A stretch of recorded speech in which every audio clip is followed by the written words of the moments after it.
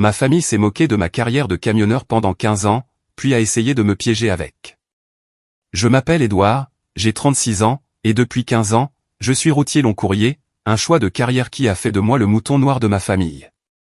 Mon père, un riche propriétaire de restaurant, et mes frères et sœurs avec leurs professions respectables, ne manquaient jamais une occasion de me rappeler à quel point je les avais déçus. Mais rien ne m'avait préparé à cette réunion de famille du printemps dernier, où ils ont essayé de me piéger avec une addition de restaurant de $6 000 après des années de moquerie. Si vous regardez cette vidéo, laissez un commentaire pour me dire d'où vous venez. Êtes-vous quelqu'un qui a dû défendre son choix de carrière auprès de sa famille?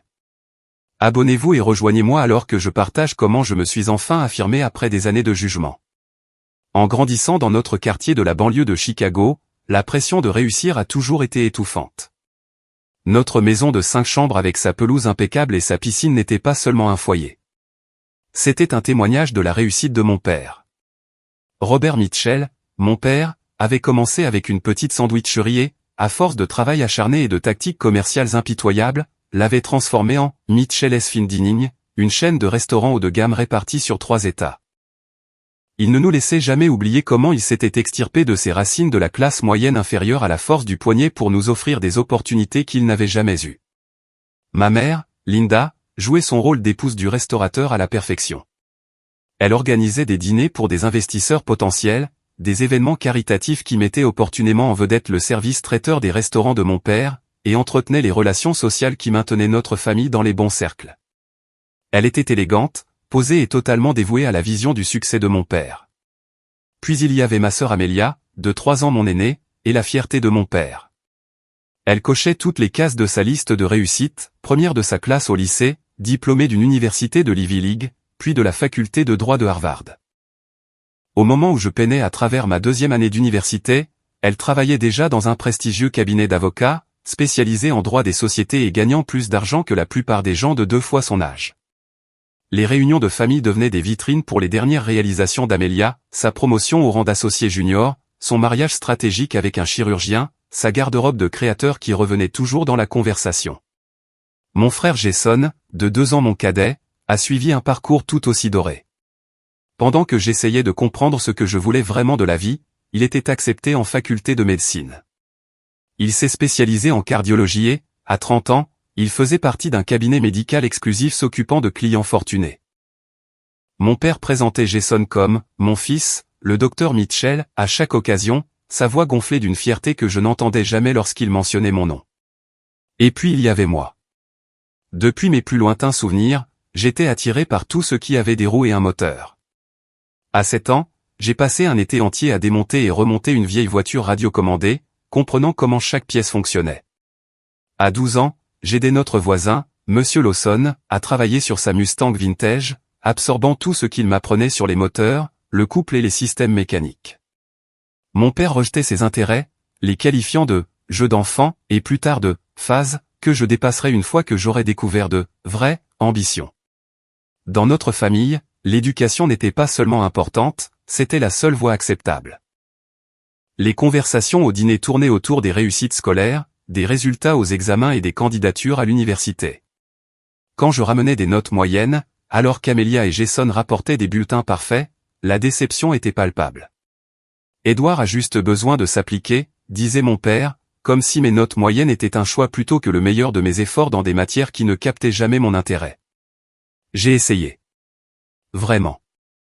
J'ai accepté la place à l'école de commerce que mon père avait obtenue en usant de son influence. J'ai assisté à des cours sur les stratégies marketing et les projections financières, me sentant plus déconnecté chaque jour. Le seul cours qui a jamais retenu mon attention était un cours de logistique où nous étudions la gestion de la chaîne d'approvisionnement et les systèmes complexes qui déplacent les marchandises à travers le pays. L'été entre ma 2e et ma 3e année a tout changé. Avec la bénédiction réticente de mon père, j'ai pris un emploi dans une entreprise de transport au lieu du stage en gestion de restaurant qu'il avait arrangé. Le poste était censé me donner un aperçu des opérations commerciales, mais ce qu'il m'a vraiment donné, c'est ma première expérience au volant d'un camion de livraison. La liberté que je ressentais sur la route, la satisfaction de maîtriser la conduite d'un grand véhicule, le sentiment d'utilité en reliant les fournisseurs aux clients. Tout cela a été une révélation, d'une manière que rien en classe n'avait jamais été. Quand je suis retourné à l'université cet automne-là, tout me semblait faux.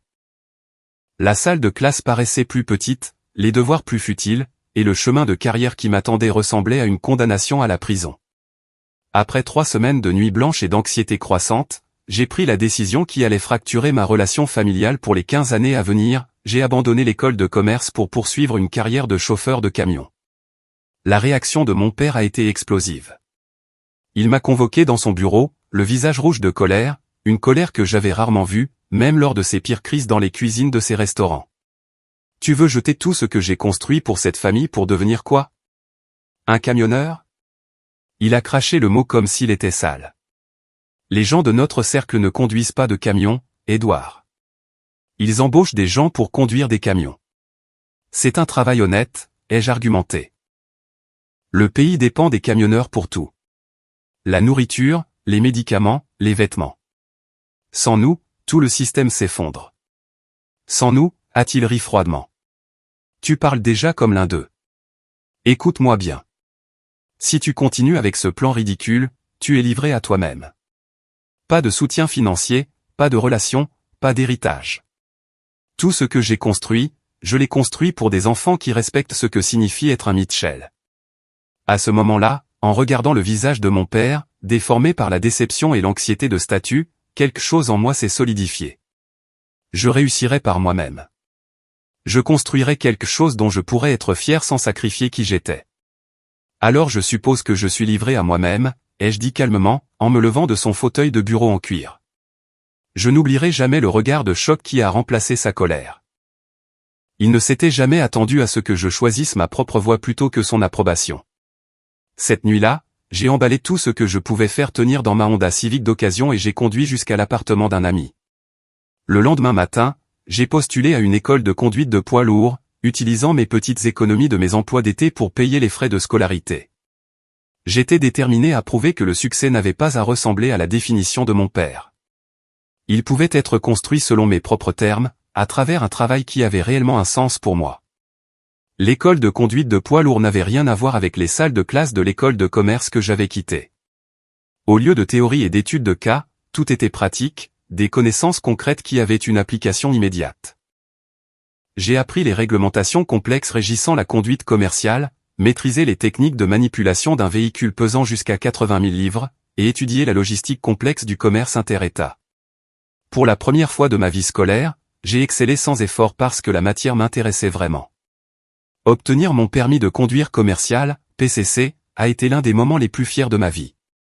Bien que je l'ai célébré seul, j'avais envoyé un texto à ma famille pour leur annoncer la nouvelle, ne recevant qu'un laconique « Bonne chance avec ça » de mon frère, et le silence de tous les autres. Mes premiers mois sur la route ont été, il faut l'admettre, brutaux. En tant que chauffeur débutant, j'ai eu les itinéraires et les horaires que personne d'autre ne voulait.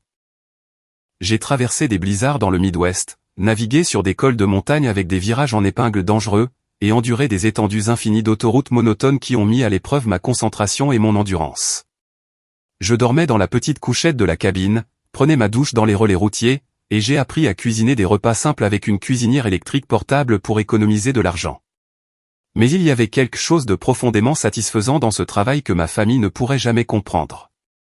Chaque livraison terminée signifiait que des fournitures médicales arrivaient à temps dans les hôpitaux, que les épiceries pouvaient approvisionner leurs rayons, ou que des projets de construction pouvaient continuer sans délai. Je faisais partie de l'infrastructure invisible qui faisait tourner l'Amérique, et cette connaissance me donnait un sentiment d'utilité que le restaurant de mon père, servant des repas hors de prix à des gens qui exhibaient leur richesse, ne pourrait jamais m'offrir. Après 18 mois à économiser chaque centime en conduisant pour une grande entreprise de transport, j'avais assez pour un acompte sur mon propre camion. Un Peterbilt 786 d'occasion mais bien entretenu. Devenir chauffeur propriétaire signifiait plus de risques, mais aussi plus de contrôle et un meilleur salaire. Je l'ai baptisé Liberty, parce que c'est exactement ce qu'elle représentait pour moi. Au cours des années suivantes, je me suis bâti une réputation auprès des courtiers et des directeurs d'expédition comme quelqu'un qui livrait à temps, à chaque fois, quelles que soient les conditions. Je me suis spécialisé dans les livraisons urgentes que d'autres chauffeurs évitaient en raison de la pression. Mais je m'épanouissais dans ce défi. Progressivement, ma situation financière s'est améliorée, passant de « à peine joindre les deux bouts » à une stabilité confortable. Malgré cette croissance professionnelle, les réunions de famille restaient des exercices d'endurance. Au début, j'ai essayé de maintenir les liens en assistant aux grandes fêtes et aux événements familiaux, espérant que voir mes progrès pourrait changer leur perspective. J'avais tort. Le premier Thanksgiving après l'achat de mon camion, je suis arrivé chez mes parents directement après un trajet de 3 jours, trop fatigué pour changer de mon jean et de ma chemise en flanelle avant le dîner. N'aurais-tu pas pu au moins t'habiller pour l'occasion, a demandé ma mère, regardant mes vêtements avec une déception à peine voilée. Amélia a amené ses associés et leurs épouses. Désolé, maman. C'était soit arriver comme ça, soit ne pas venir du tout, ai-je expliqué, trop épuisé pour être blessé par sa réaction. Au dîner, assis entre des cousins éloignés plutôt que ma famille immédiate, j'ai écouté mon père présenter fièrement le récent règlement d'une action collective d'Amélia et la publication de recherches de Jason. Quand la conversation s'est tournée vers moi, mon père a simplement dit « Édouard conduit toujours son camion », avant de changer rapidement de sujet. Plus tard dans la soirée, Jason m'a coincé près de la table des boissons, baissant la voix pour s'assurer que personne d'autre ne pouvait l'entendre. Tu sais, il n'est pas trop tard pour retourner à l'école. J'ai des contacts dans plusieurs programmes de commerce qui pourraient te considérer malgré le trou dans ton CV. Ce truc de camion, c'est un tel gâchis de ton potentiel. En fait, je m'en sors bien, ai-je rétorqué. J'ai des contrats stables. Je rembourse mon camion en avance, et j'envisage de m'agrandir. Le sourire condescendant de Jason m'a retourné l'estomac. C'est mignon, mais soyons réalistes. Tu n'es toujours qu'un gars qui conduit pour gagner sa vie. Veux-tu vraiment avoir 60 ans avec rien d'autre que des problèmes de dos et des histoires de route à raconter? Ces interactions sont devenues le modèle de chaque réunion de famille. Noël apportait les compliments ambigus d'Amélia, cette flanelle te va bien, Édouard. Tu as vraiment adopté toute l'esthétique du camionneur. Les dîners de la fête des pères voyaient mon père présenter des médecins, des avocats et des associés à tout le monde dans la famille, sauf à moi. À l'anniversaire de ma mère, elle m'a confié en larmes qu'elle restait vague sur mon métier en parlant à ses amis parce qu'elle ne savait tout simplement pas comment l'expliquer à des gens comme nous. L'été de mes 28 ans, la campagne de ma mère pour me sauver de la carrière que j'avais choisie s'est intensifiée. Elle a commencé à envoyer des offres d'emploi pour des postes dans l'équipe de direction des restaurants de mon père ou dans les entreprises d'amis de la famille, toutes accompagnées de notes sur les avantages de l'assurance maladie ou les plans de retraite, comme si je n'avais pas déjà mis ces choses en place pour moi-même. J'ai parlé à Robert Jennings au Country Club, a-t-elle dit lors d'un appel téléphonique particulièrement insistant. Son département d'expédition a besoin de quelqu'un avec une connaissance de la logistique des transports. Ce serait parfait pour toi, un poste de bureau avec ton expérience. Tu pourrais porter de beaux vêtements à nouveau, rencontrer des gens convenables. Maman, j'ai déjà une carrière, lui ai-je rappelé. J'ai gagné un salaire à 6 chiffres l'année dernière. Sa pause en disait long. Eh bien, c'est surprenant. Mais Édouard, ce n'est pas toujours une question d'argent. C'est une question de respect, de relation, de construire quelque chose de significatif. Je construis quelque chose de significatif, ai-je insisté, juste pas quelque chose que vous reconnaissez comme précieux. Malgré le dénigrement constant, j'ai continué à grandir professionnellement. J'ai développé une philosophie sur le travail et la valeur qui est devenue mon armure contre le jugement de ma famille. L'Amérique a été construite par des gens qui travaillaient de leurs mains, qui transportaient des marchandises, qui construisaient des bâtiments et des routes, qui servaient de la nourriture et approvisionnaient les étagères. Sans nous, les gens que ma famille méprisait, leur vie professionnelle confortable ne serait pas possible. Chaque fois que mon père se moquait de ma face de camionneur, ou que mes frères et sœurs faisaient des blagues sur mon statut de col bleu, je me rappelais cette vérité. Au moment de mes 30 ans, l'écart financier entre les attentes de ma famille et ma réalité s'était considérablement réduit. Même si je ne vivais pas dans un manoir comme mon père ou ne conduisais pas une Porsche comme Jason, j'étais libre de dettes à l'exception de mon nouveau camion, j'avais des économies substantielles et j'envisageais d'investir dans l'immobilier. Aucun d'eux ne le savait, bien sûr. J'avais appris depuis longtemps à garder les détails de mon succès pour moi. Leur perception de moi comme l'échec de la famille était trop profondément ancrée pour être changée par de simples faits financiers. Alors que j'entrais dans la trentaine, ma stratégie commerciale a évolué, passant de la simple conduite d'itinéraire à la création d'une entreprise de transport spécialisée. Le premier grand changement est survenu lorsque j'ai obtenu un contrat avec un fabricant d'équipements médicaux qui avait besoin d'expéditions à température contrôlée et urgentes livrées à travers le pays. La précision requise et les enjeux des équipements qui pouvaient littéralement sauver des vies signifiaient qu'ils payaient des tarifs premium pour un service fiable. Avec ce contrat comme fondation, j'ai pris le plus grand risque de ma carrière en achetant un deuxième camion spécialement équipé pour le transport médical spécialisé. Trouver le bon chauffeur était crucial. Ce n'était pas n'importe quel travail de conduite, mais un qui exigeait une attention méticuleuse aux détails et une fiabilité parfaite. Après avoir interviewé des dizaines de candidats, j'ai embauché Marcus, un ancien spécialiste de la logistique militaire avec un dossier de conduite impeccable et la même éthique de travail qui avait bâti ma réputation. Le pari a payé. En 6 mois, la nouvelle de notre fiabilité dans le créneau du transport médical s'est répandue, et nous avons ajouté des contrats avec 3 autres entreprises médicales. À la fin de cette année-là, j'ai acheté un 3e camion et embauché Darius, un autre vétéran avec une expérience de conduite spécialisée. Mitchell Transport Solutions, nommé avec une pointe d'ironie que moi seul pouvais apprécier, était officiellement une petite flotte plutôt qu'une entreprise unipersonnelle. Notre niche a continué de s'étendre au-delà de l'équipement médical pour inclure d'autres expéditions de grande valeur et urgentes, des pièces d'urgence pour les usines de fabrication, de l'électronique spécialisée, et même occasionnellement le transport de documents sécurisés. Ce n'étaient pas les chargements typiques pour lesquels la plupart des entreprises de camionnage se battaient. C'étaient des services spécialisés qui exigeaient des tarifs premium et fonctionnaient selon des délais serrés que de nombreuses grandes entreprises ne pouvaient pas accommoder. Les récompenses financières ont dépassé tout ce que j'avais imaginé lorsque je me suis assis pour la première fois au volant d'un camion de livraison 10 ans plus tôt. Pour mon 33e anniversaire, mon revenu annuel dépassait ce que Jason gagnait dans son cabinet médical. Bien que ni lui ni le reste de ma famille n'en ait eu la moindre idée, je maintenais un style de vie modeste selon leurs normes, vivant dans une maison confortable mais pas à pas accent Graveleuil et conduisant une camionnette pratique pour mon usage personnel. Le véritable jalon a été l'achat de la propriété de mes rêves, 30 acres de terrain avec une maison de 3000 pieds carrés construite sur mesure surplombant un petit lac, payé entièrement comptant. Pas d'hypothèque, pas de dette, quelque chose qu'aucun de mes frères et sœurs soucieux de leur statut ne pouvait prétendre malgré leur carrière prestigieuse. Je n'ai invité aucun membre de ma famille à ma pendaison de crémaillère, célébrant plutôt avec le petit cercle d'amis et de collègues qui avaient soutenu mon parcours. Alors que ma famille supposait que je passais ma vie dans les relais routiers et les motels bon marché, je diversifiais en fait mes revenus grâce à des investissements judicieux. J'ai acheté 2 propriétés commerciales le long des principales routes de transport et les ai louées à des chaînes nationales de relais routiers, créant des sources de revenus passifs qui finiraient par dépasser les revenus de mon activité principale. J'ai investi dans une petite entreprise de logiciels de logistique développée par un ancien chauffeur, qui révolutionnait la planification d'itinéraires pour des transporteurs spécialisés comme le mien. La liberté que ma carrière m'offrait me permettait de voyager pendant mes temps libres d'une manière que ma famille n'aurait jamais imaginée. Pendant qu'il parlait de visiter un jour l'Europe ou l'Asie quand il trouverait le temps, j'ai passé 3 semaines à explorer la campagne japonaise, j'ai parcouru le chemin de Compostelle en Espagne, et j'ai fait un safari photographique d'1 mois en Tanzanie. Je n'ai jamais publié ces expériences sur les réseaux sociaux ni ne les ai mentionnées lors des rares réunions de famille auxquelles j'assistais. Leur perception de ma vie comme étant petite et limitée était devenue presque amusante pour moi. Plus significative que le succès financier était la communauté que j'ai trouvée au sein de l'industrie. Mes collègues chauffeurs, les répartiteurs, les directeurs d'entrepôt et les clients formaient un réseau de relations basé sur le respect mutuel et des valeurs partagées.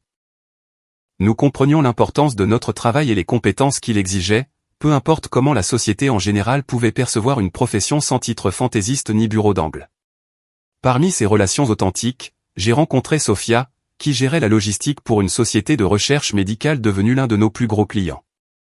Contrairement aux femmes que ma mère avait vainement essayé de me présenter au fil des ans, des filles de membres du country club qui reculaient visiblement à la mention de ma profession, Sophia comprenait la complexité et l'importance de la logistique des transports. Elle voyait l'intelligence requise pour bâtir une entreprise de transport spécialisée prospère et appréciait l'intégrité avec laquelle je dirigeais mon entreprise. Notre relation a progressé naturellement du respect professionnel à l'amitié, puis à quelque chose de plus profond. Contrairement à ma famille, les parents de Sophia, son père charpentier et sa mère bibliothécaire, n'ont jamais remis en question la valeur de mon travail. La première fois que je les ai rejoints pour dîner, son père m'a engagé dans une conversation détaillée sur les spécifications des moteurs de camions et les stratégies de planification d'itinéraires avec un intérêt sincère. Sa mère a posé des questions réfléchies sur les défis de la création d'une entreprise à partir de rien. Le contraste avec mes propres dîners de famille était saisissant et rafraîchissant. Tu sembles différent avec mes parents, a observé Sophia par la suite. Ta famille écoute vraiment quand je parle de mon travail, ai-je expliqué. Ils n'agissent pas comme si je devais avoir honte de ce que je fais. Elle m'a serré la main. Pourquoi quelqu'un aurait-il honte de construire quelque chose de réussi qui aide les gens? C'est quelque chose dont on peut être fier. Avec chaque année qui passait, mon besoin de l'approbation de ma famille biologique diminuait. J'avais créé une vie qui correspondait à mes valeurs plutôt qu'aux attentes de quelqu'un d'autre. J'avais trouvé des gens qui m'appréciaient pour qui j'étais, plutôt que de me mesurer constamment à des normes de prestige arbitraires. Pourtant, par un sentiment persistant d'obligation, ou peut-être l'espoir qu'un jour ils me verraient clairement, je continuais à assister aux grands événements familiaux. Chaque fois, je me préparais à la condescendance inévitable et me rappelais que leur opinion ne définissait plus ma valeur. Ce que je n'avais pas réalisé, c'est que leur perception de moi était en train de changer, mais pas de la manière que j'aurais pu espérer. Ils ne commençaient pas à respecter mes choix. Ils commençaient à voir la valeur potentielle de ce que j'avais construit. L'invitation pour la célébration du 65e anniversaire de mon père est arrivée sur le papier à lettres officielles de ma mère plutôt que par le message texte ou l'appel téléphonique habituel. La lourde enveloppe crème contenait une invitation imprimée spécifiant une tenue de soirée optionnelle et nommant la « Monarch Room » du restaurant Micheles du centre-ville comme lieu de l'événement, le nouvel et plus cher établissement de mon père, occupant le dernier étage d'un bâtiment historique rénové avec des vues panoramiques sur la ville. Mon premier instinct a été de refuser. Avril était un mois chargé pour les expéditions médicales spécialisées, et je m'étais personnellement engagé à gérer une livraison d'équipements de laboratoire expérimental à travers le pays cette semaine-là. Mais avant que je puisse envoyer mes regrets, mon téléphone s'est allumé avec un appelant inattendu, mon frère Jason.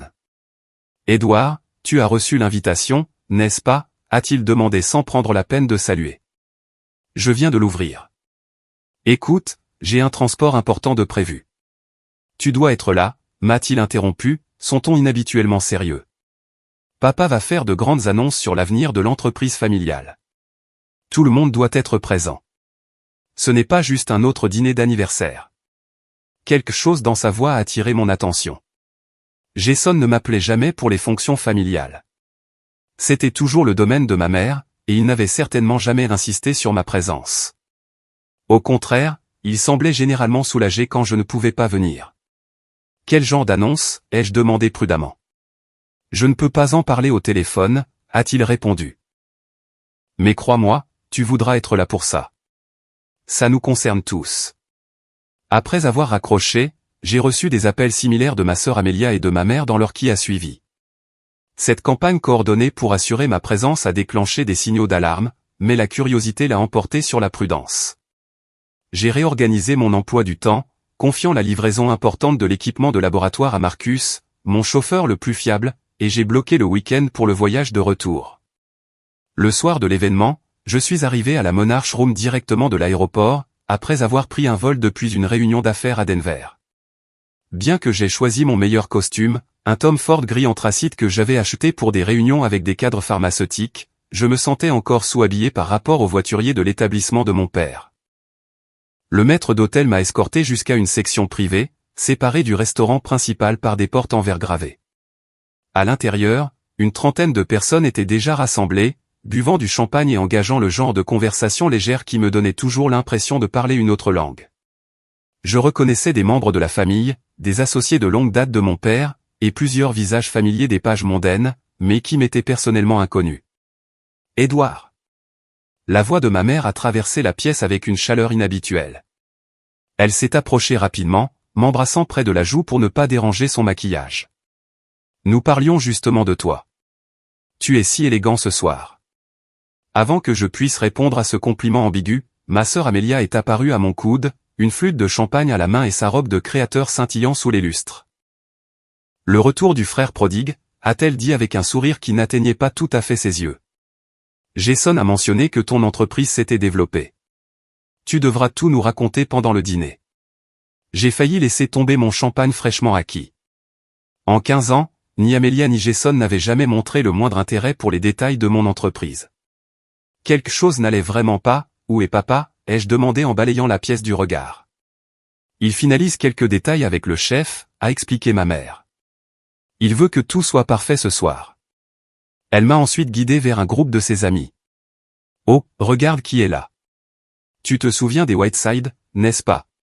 Leur fille, Charlotte, vient de devenir associée dans sa société d'investissement. » Pendant que ma mère me dirigeait, j'ai remarqué Jason en pleine conversation avec un homme que je ne reconnaissais pas. Tous deux jetaient occasionnellement un coup d'œil dans ma direction. Toute l'atmosphère était chargée d'un courant sous-jacent que je ne pouvais pas tout à fait identifier. Lorsque nous nous sommes enfin assis pour le dîner, je me suis retrouvé placé bien en vue près de mon père, plutôt qu'à ma place habituelle et distante lors des fonctions familiales. La longue table était déjà dressée avec plusieurs verres à vin à chaque place, de la porcelaine fine portant le logo du papillon monarque doré du restaurant, et des centres de table floraux élaborés qui coûtaient probablement plus cher que ceux que la plupart des familles dépensaient pour une semaine de courses. Fait notable, il n'y avait aucun menu. Au lieu de cela, les serveurs ont commencé à apporter plat après plat sans que des commandes aient été passées, caviar importé rare sur des cuillères en nacre, homard poché au beurre avec une émulsion de truffes noires, bœuf wagyu au foie gras.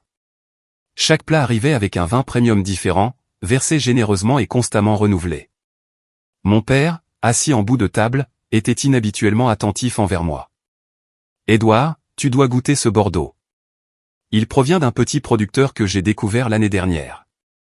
Production très limitée. » Tout au long du repas, les membres de la famille et leurs invités m'ont posé des questions sur mon travail avec ce qui semblait être un intérêt sincère.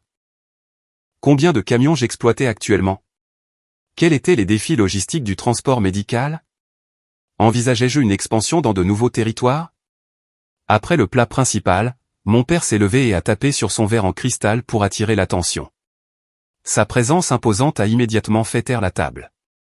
Avant le dessert, j'aimerais porter un toast, a-t-il annoncé en levant son verre. À la famille, notre plus grande force est notre héritage. Je suis fier d'avoir mes 3 enfants ici ce soir. Amélia, dont le brio juridique continue d'impressionner tout le monde dans son domaine. Jason, dont le cabinet médical apporte guérison et espoir à tant de gens. Et Édouard, qui a bâti son entreprise de transport grâce à sa détermination et son travail acharné. Chacun de vous représente l'esprit Mitchell à sa manière. J'ai failli m'étouffer avec mon vin. Jamais en 15 ans mon père n'avait parlé de ma carrière avec quelque chose qui ressemblait à de la fierté ou ne l'avait placé aux côtés des réalisations de mes frères et sœurs. Quelque chose n'allait vraiment pas. Alors que le café et le dessert étaient servis, mon père a présenté plusieurs personnes que je n'avais pas rencontrées auparavant, Laurence Bennett, un financier de la restauration que je reconnaissais vaguement des nouvelles économiques, Marcus Whitfield, qui possédait apparemment une chaîne d'approvisionnement pour restaurants, et Caroline Turner, présentée comme une spécialiste de l'investissement hôtelier. La soirée s'est poursuivie avec des compliments de plus en plus effusifs sur mon sens des affaires et mon esprit d'entreprise de la part de membres de la famille qui avaient auparavant agi comme si je conduisais un camion par une forme de rébellion plutôt que comme un choix de carrière légitime. Mon frère a même utilisé l'expression « opération logistique impressionnante » en parlant de mon entreprise à l'un des associés. Lors d'un bref passage aux toilettes, j'ai surpris une conversation qui a confirmé mes soupçons grandissants. À travers la porte entr'ouverte d'un petit salon privé adjacent, j'ai reconnu la voix de mon père parlant à quelqu'un, probablement Jason d'après la réponse. Il n'en a aucune idée, mais les chiffres montrent que son entreprise vaut au moins 3 millions maintenant, disait mon père. Les biens immobiliers seuls couvriraient une part importante de ce dont nous avons besoin. Et tu es sûr qu'il acceptera l'arrangement, a répondu la voix de Jason. Il n'aura pas le choix une fois que ce sera présenté comme une obligation familiale, a répondu mon père avec confiance. De plus, après l'addition de ce soir, il comprendra les enjeux. Je me suis éclipsé avant qu'il ne me remarque, mon esprit tournant à plein régime. Quel que soit l'arrangement qu'il prévoyait, il impliquait clairement mon entreprise et mes actifs. Et apparemment, le dîner extravagant de ce soir faisait partie de la stratégie. En retournant à table, j'ai regardé l'étalage élaboré de nourriture, de vin et de fausse chaleur familiale avec une nouvelle compréhension. Ce n'était pas une célébration, c'était un piège. Après le dessert et le cognac, les serveurs ont discrètement débarrassé la table pendant que mon père signalait à nouveau l'attention de tous. Le bourdonnement amical des conversations s'est éteint alors qu'il se levait, commandant la pièce avec la même autorité qu'il avait exercée tout au long de mon enfance. Comme beaucoup d'entre vous le savent, a-t-il commencé, cet anniversaire marque non seulement une autre année dans ma vie, mais aussi une transition importante pour Mitchell S. Fine Dining. Après 4 décennies dans la restauration, j'ai réfléchi à l'avenir de tout ce que nous avons construit. Il a fait un geste vers les associés qu'il avait présentés plus tôt. Avec les conseils de Laurence, Marcus et Caroline, nous avons développé un plan de restructuration passionnant qui assurera l'héritage Mitchell pour les générations à venir. Mon père a cliqué sur une petite télécommande et un écran de projection est descendu d'un panneau de plafond dissimulé. Un logo d'entreprise élégant est apparu, Mitchell Family Holdings, suivi d'une série de diapositives professionnelles décrivant ce qui semblait être une réorganisation majeure de l'entreprise. L'industrie de la restauration évolue rapidement, a-t-il poursuivi. Pour rester compétitif et poursuivre notre trajectoire de croissance, nous consolidons toutes les entreprises Mitchell sous une seule société holding familiale. Cela inclura nos 8 restaurants, la division traiteur, notre entreprise d'importation de vin et plusieurs nouvelles entreprises passionnantes dans l'hôtellerie. Alors qu'il parcourait les diapositives montrant les flux de revenus prévus et les plans d'expansion, j'ai remarqué que les chiffres financiers semblaient étrangement gonflés par rapport à ce que je savais des rendements typiques de l'industrie de la restauration. Quelque chose clochait. Ce que beaucoup d'entre vous ne savent pas, a dit mon père, sa voix baissant de façon dramatique, c'est que les récents défis du marché et certaines décisions d'investissement malheureuses ont créé des problèmes de trésorerie temporaires pour notre activité principale. Plutôt que de chercher des investisseurs extérieurs qui dilueraient le contrôle de notre famille, nous avons pris la décision de garder Mitchell entièrement entre les mains de la famille. La pièce est devenue inconfortablement silencieuse. Ce n'était clairement pas l'annonce festive que beaucoup attendaient.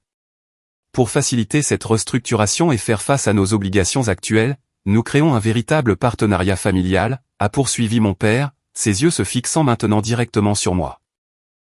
Amelia, Jason et Edward feront chacun une contribution en capital égale à la nouvelle société holding, devenant ainsi des partenaires égaux avec moi dans toutes les entreprises Mitchell.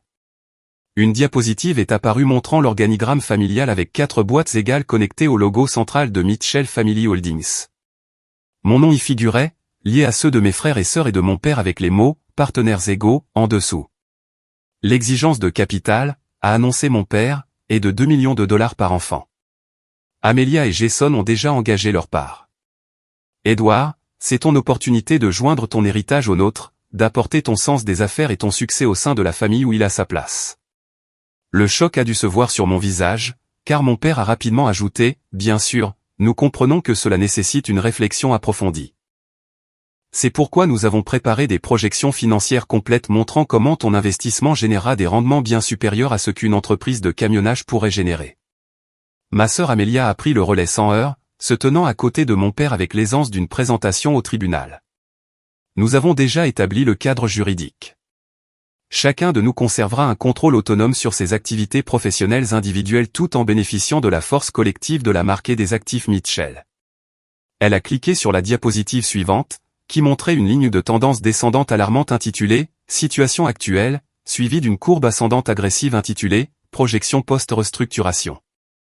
Sans cette intervention, la trajectoire actuelle conduirait à des pertes importantes, a-t-elle expliqué cliniquement. Avec nos ressources combinées, nous prévoyons des rendements annuels de 20% d'ici 3 ans. Jason s'est ensuite levé, ajoutant l'autorité médicale à cette présentation clairement répétée. Il ne s'agit pas seulement d'argent, Edward. Il s'agit de préserver l'héritage de notre père et de créer quelque chose dont nous pouvons tous être fiers. Il s'agit de ramener enfin tes compétences là où elles ont leur place, l'entreprise familiale. Alors que ce discours coordonné se poursuivait, je suis resté assis, abasourdi, en train de digérer ce qui se passait. Ils n'avaient pas soudainement développé du respect pour ma carrière. Ils avaient découvert que j'avais assez de succès pour leur être utile. Après 15 ans de moquerie et d'exclusion, ils voulaient maintenant accéder à mon capital durement gagné pour sauver une entreprise à laquelle ils ne m'avaient jamais permis de participer de manière significative. Lorsque la présentation formelle s'est terminée, mon père s'est adressé à l'assemblée plus large. Et maintenant, pour célébrer ce nouveau chapitre pour la famille Mitchell, j'ai organisé une expérience culinaire spéciale ce soir qui illustre le niveau d'excellence que notre marque représente. Il a fait un signe de tête au maître d'hôtel, qui s'est approché avec un dossier en cuir. L'expérience de la soirée s'élève à un total de $6 342, que nous diviserons à parts égales entre les 4 partenaires Mitchell comme notre première transaction commerciale familiale officielle. Mon père m'a regardé d'un air entendu, son expression indiquant clairement que c'était un test, ma volonté de couvrir ma part de cette facture extravagante signalerait mon accord à l'arrangement plus large.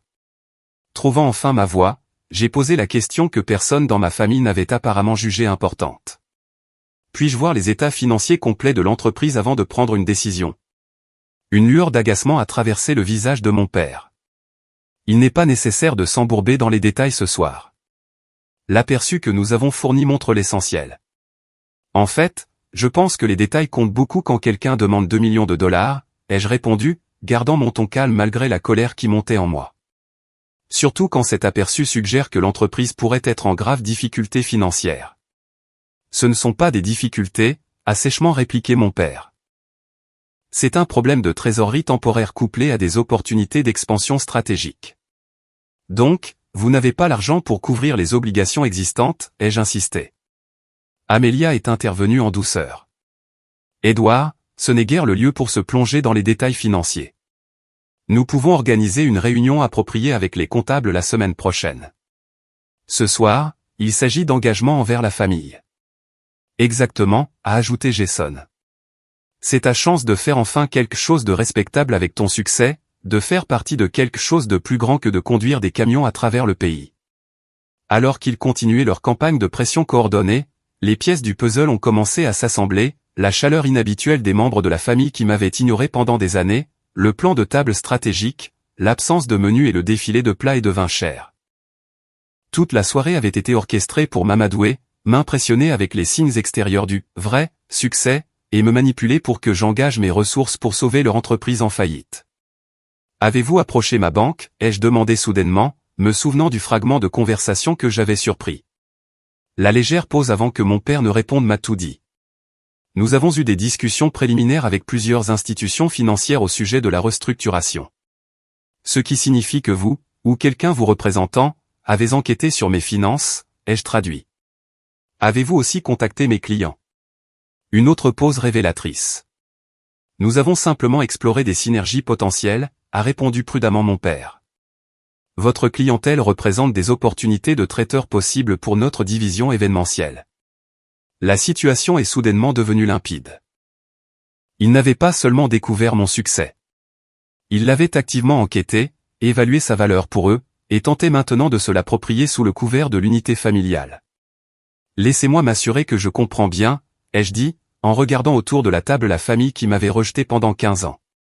Votre empire de la restauration est en difficulté financière. Vous avez besoin de liquidités, spécifiquement 6 millions de dollars de vos enfants, pour le sauver. Et après avoir traité mon choix de carrière comme une honte pendant plus d'une décennie, vous voulez maintenant que je contribue 2 millions de dollars pour renflouer votre entreprise parce que soudainement, l'argent de mes camions est assez bon pour vous. Le silence inconfortable qui a suivi a confirmé tous mes soupçons. Le sang-froid soigneusement entretenu de mon père a commencé à se fissurer. Le masque de bienveillance festive a glissé, révélant la frustration sous-jacente. Il ne s'agit pas seulement d'argent, Édouard, a-t-il dit, sa voix se durcissant. Il s'agit du devoir envers la famille. Ton frère et ta sœur ont déjà engagé leur part.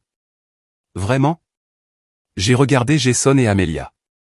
Ou ont-ils simplement donné leur accord de principe sans transférer réellement de fonds? Leurs regards échangés m'ont dit que j'avais touché la cible. Ce n'était pas une affaire conclue. C'était conditionnel à l'obtention de mon adhésion d'abord. Les contrats sont rédigés, a répondu Amelia sur la défensive. Nous attendons juste les signatures finales une fois que toutes les parties seront d'accord. Parce qu'aucun de vous n'a réellement d'actifs liquides disponibles, ai-je conclu. Vous avez des revenus élevés mais aussi des dépenses élevées, des adresses prestigieuses, des frais de scolarité privée, des adhésions au country club. Vous êtes pauvre en liquidité malgré l'apparence de richesse. Le visage de Jason est devenu rouge. C'est complètement hors de propos. Nous faisons tous des sacrifices pour la famille. Vraiment, ai-je rétorqué. Parce que de mon point de vue, il semble que papa a surendetté l'entreprise. Et plutôt que de faire face aux conséquences de ses décisions, vous essayez d'utiliser l'obligation familiale pour accéder à mes économies. Mon père a frappé sa main sur la table, faisant sursauter les verres en cristal. Assez. Je ne t'ai pas élevé pour être aussi égoïste. Il s'agit de préserver tout ce que j'ai construit. Tout ce qui t'a donné les opportunités que tu as eues dans la vie. Des opportunités? J'ai ri, incrédule. Vous m'avez complètement coupé les vivres quand j'ai choisi ma carrière. Tout ce que j'ai construit, je l'ai construit sans votre aide ni votre soutien. Et maintenant, il est temps de rembourser ce lien familial, a-t-il insisté. Nous avons déjà programmé des réunions avec tes plus gros clients la semaine prochaine pour discuter du plan de transition. L'audace de cette déclaration m'a stupéfié. Vous avez contacté mes clients sans ma connaissance ni ma permission? Nous rationalisons le processus d'intégration, est intervenue ma mère en douceur.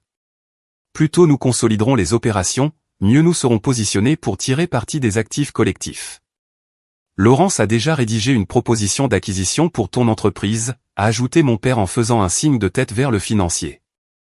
Nous sommes prêts à offrir une évaluation très généreuse dans le cadre de ta contribution à la société holding. Il m'est apparu qu'il n'en avait pas seulement après mon argent. Il prévoyait d'absorber toute mon entreprise, la société que j'avais bâtie à partir de rien pendant qu'il se moquait de mes choix. Il prendrait mes relations clients, ma flotte, mes biens immobiliers, et les intégrerait dans leur empire de la restauration en faillite sans aucune compréhension réelle de la façon dont mon entreprise fonctionnait ou de ce qui la rendait prospère. Ce dîner, ai-je dit en désignant les assiettes et les verres à vin vides. Était-ce une sorte de test?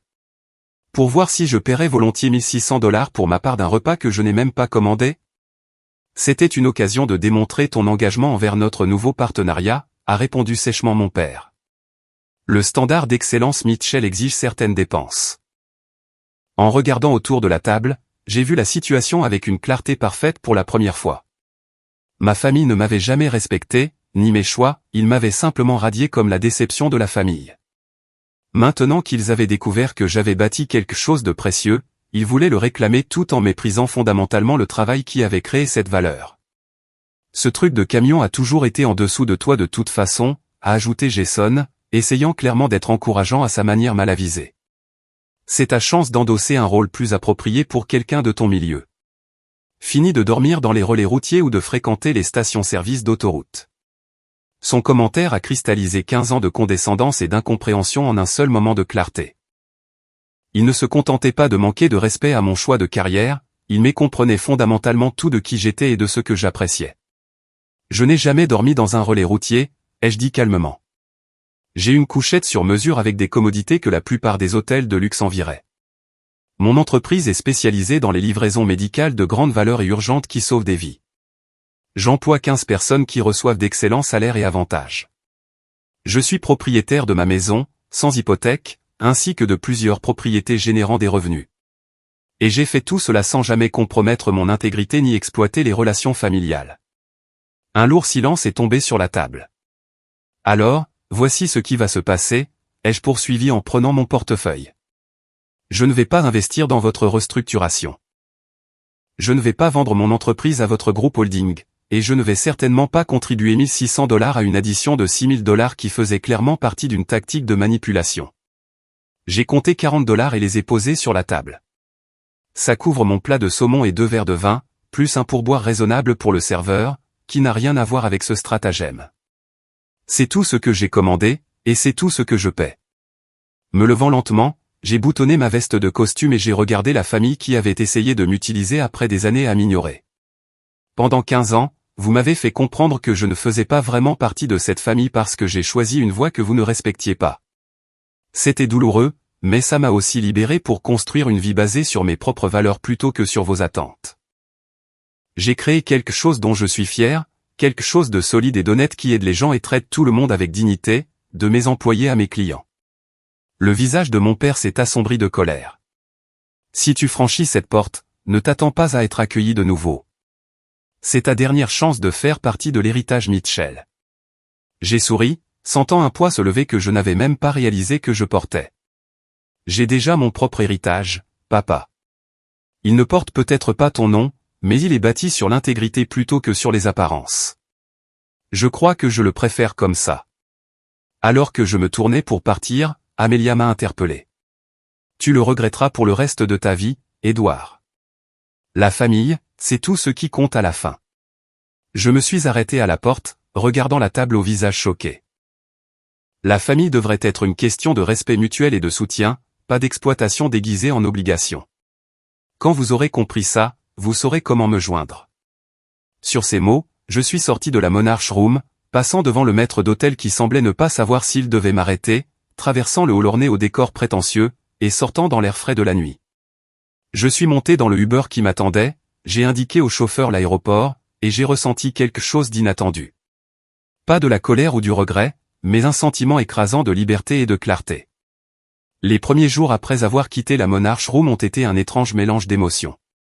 il y avait la colère et la blessure initiale, bien sûr, 15 ans de tension familiale culminant dans une tentative d'exploitation aussi flagrante laisse des traces. Mais sous ces réactions attendues se cachait quelque chose de surprenant, le soulagement. C'était comme si j'avais enfin déposé un lourd fardeau que je portais depuis que j'avais défié les attentes de mon père toutes ces années auparavant.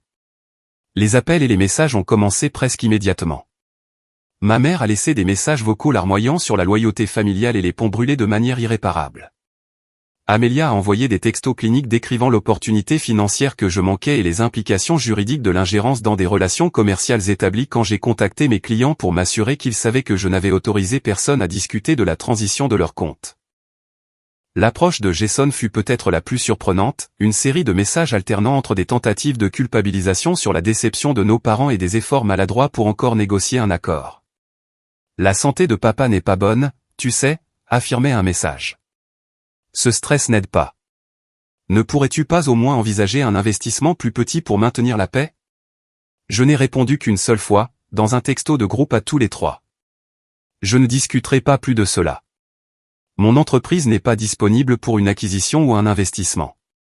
Tout contact ultérieur avec mes clients ou mes institutions financières concernant mon entreprise sera considéré comme une ingérence dans les relations commerciales et sera traité en conséquence. 3 semaines après le dîner désastreux, j'ai reçu un appel de Laurence Bennett, le financier de la restauration qui était à la fête d'anniversaire. La courtoisie professionnelle m'a poussé à prendre l'appel, bien que je me doutais de son but. Votre père voulait que je vous contacte une dernière fois, a-t-il commencé maladroitement. La situation est devenue plus urgente que nous ne l'avions initialement présentée. Ce qui signifie que l'entreprise est en pire état que vous ne l'avez admis ce soir-là, ai-je traduit. Sa pause l'a confirmé.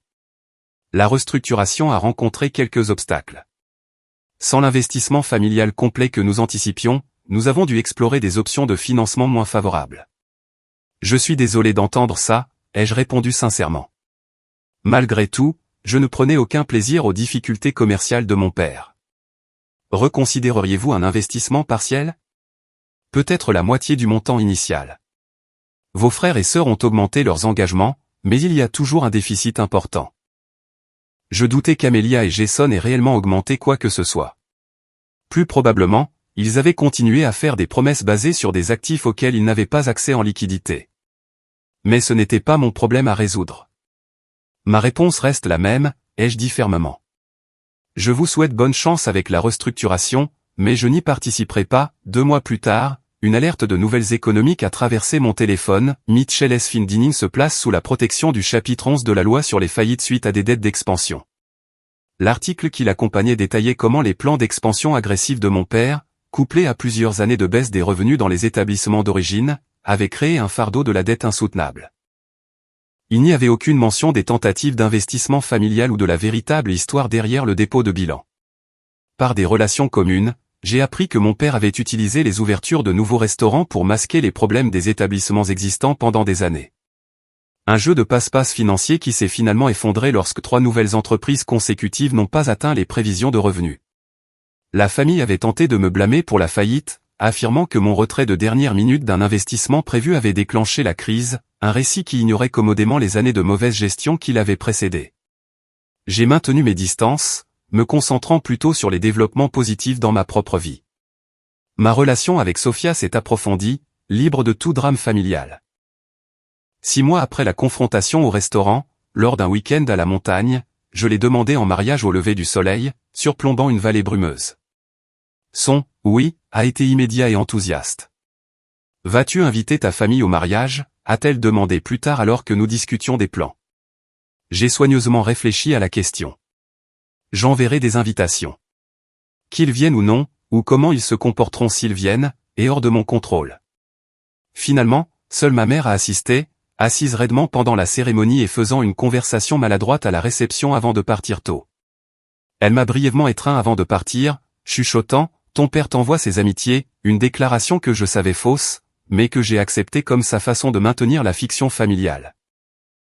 La famille de Sophia m'a complètement adopté, son père insistant pour que je l'appelle « papa », et sa mère me traitant avec l'acceptation chaleureuse que je n'avais jamais connue de mes propres parents. Ma famille choisie s'est élargie, 2 amis et collègues dont les liens étaient basés sur le respect mutuel plutôt que sur l'obligation ou l'ADN partagé. Mon entreprise a continué à prospérer à la suite de la rupture familiale. La division de transport médical spécialisé s'est étendue au Canada, nécessitant des chauffeurs et du personnel administratif supplémentaire. J'ai mis en place un programme d'actionnariat salarié, garantissant que les personnes qui ont aidé à construire l'entreprise partageraient son succès. Nous avons créé un fonds de bourse pour les jeunes entrant dans des programmes de formation professionnelle, axés en particulier sur la logistique et les certifications de conduite spécialisées. Par des relations professionnelles, j'entendais occasionnellement des nouvelles de ma famille biologique. Mon père a vendu les restaurants rentables restants à une chaîne d'hôtels et a pris sa retraite avec des moyens considérablement réduits, bien que toujours confortables selon la plupart des normes. Le cabinet d'avocats d'Amelia a fusionné avec un plus grand cabinet international, lui donnant la prestigieuse promotion de titre qu'elle avait toujours convoitée. Jason a déménagé son cabinet médical en Floride, se spécialisant dans les procédures esthétiques pour les retraités fortunés. Aucune de ces informations ne venait directement d'eux. La rupture est restée complète, ce qui apportait à la fois une tristesse occasionnelle et une paix profonde. J'avais finalement cessé de mesurer ma vie à l'aune de leur définition étroite du succès.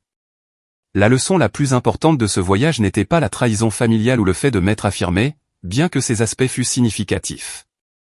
C'était la compréhension plus profonde que la dignité existe dans toutes les formes de travail honnête, indépendamment des jugements hiérarchiques de la société. Les électriciens, les plombiers, les chauffeurs, les mécaniciens et d'innombrables autres travailleurs qualifiés sans titre fantaisiste font fonctionner notre monde tout en recevant souvent le moins de respect pour leurs contributions essentielles. J'ai trouvé un but non seulement dans l'entreprise que j'ai bâtie, mais aussi en remettant en question ces distinctions artificielles par le biais de programmes de mentorat et de conférences dans les écoles professionnelles. J'ai partagé mon histoire de réussite et d'épanouissement en dehors des voies de prestige traditionnelles. Les messages reconnaissants de jeunes qui se sentaient validés dans leur choix de carrière sont devenus plus significatifs pour moi que n'importe quelle approbation familiale aurait pu l'être. 5 ans après avoir quitté la Monarch Room, j'ai reçu une lettre inattendue du vrai courrier papier de mon père. La page unique ne contenait aucune excuse ni reconnaissance explicite des torts passés, mais son dernier paragraphe suggérait une certaine évolution dans sa pensée. À 65 ans, je pensais savoir à quoi ressemblait le succès. À 70 ans, j'en suis moins certain. Ta mère et moi envisageons de déménager dans une maison plus petite, moins à entretenir, moins de pièces que nous n'utilisons jamais. Peut-être y a-t-il une sagesse dans cette simplicité que tu as toujours favorisée. Je n'ai jamais répondu directement, mais j'ai envoyé une carte pour leur anniversaire. De petits pas, peut-être insignifiants dans le grand schéma de la guérison familiale. Mais comme mon entreprise, construite une livraison à la fois, parfois les plus petits pas mènent aux voyages les plus significatifs. Que auriez-vous fait à ma place? Auriez-vous tenu bon ou cédé à la pression familiale? Laissez un commentaire ci-dessous pour partager vos pensées ou vos expériences avec les attentes familiales. Si cette histoire a résonné en vous, merci d'appuyer sur le bouton j'aime et de vous abonner pour entendre d'autres histoires de la vie réelle sur la défense de ses choix. Partagez cette vidéo avec quelqu'un qui pourrait avoir besoin d'encouragement pour valoriser son propre chemin, même quand les autres ne le comprennent pas. Merci d'avoir écouté mon parcours et rappelez-vous que le vrai succès ne se mesure pas aux attentes des autres, mais à l'intégrité avec laquelle vous construisez votre propre vie.